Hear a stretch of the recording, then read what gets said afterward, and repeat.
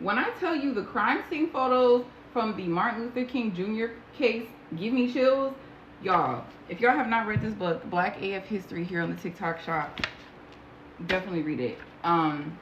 So Martin Luther King Jr. was unalived on April of 1968, right? You know this. He was 39 years old. Now, when he was initially pew-pewed, he was on the balcony of the motel he was staying at.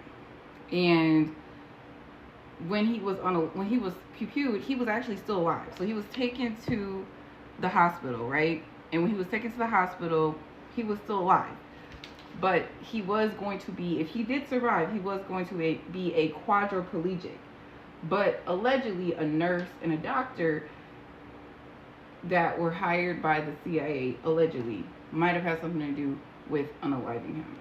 The creepy thing is, it says here in this book that the FBI sent a suicide package to Martin Luther King Jr. after Hoover heard the "I Have a Dream" speech and told agents, "We must mark him now, if we have not done so before, as the most dangerous Negro of the future in this nation." It literally says that here.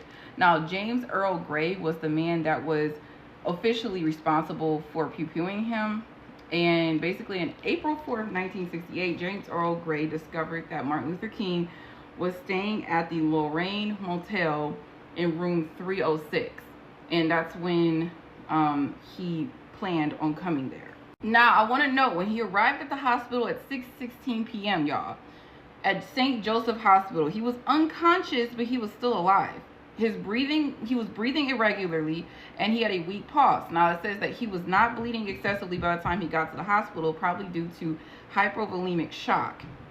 He was given IV fluids and a blood transfusion while undergoing resuscitation. And as the gunshot injury is close to his airways, surgical tracheostomy is performed.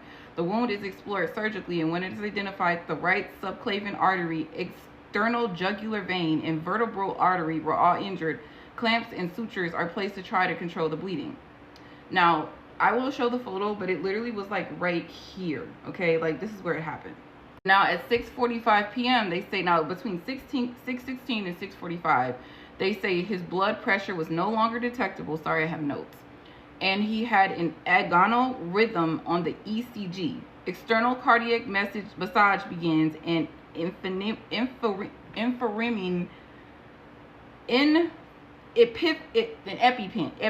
epiline is injected into the myocardium. However, physicians confirm King shows no signs of life.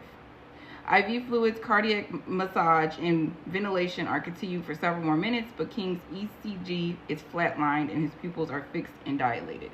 When he was pew-pewed, his tie that he was wearing that wasn't fully like tied all the way, I think he had just put it on or something, it was completely severed from the impact. It says here in this book that there was a lawsuit that took place that involved, you know, there being involvement of the FBI in his unaliving, and it says that there was confirmed involvement of the Federal Bureau of Investigations in Martin Luther King's death.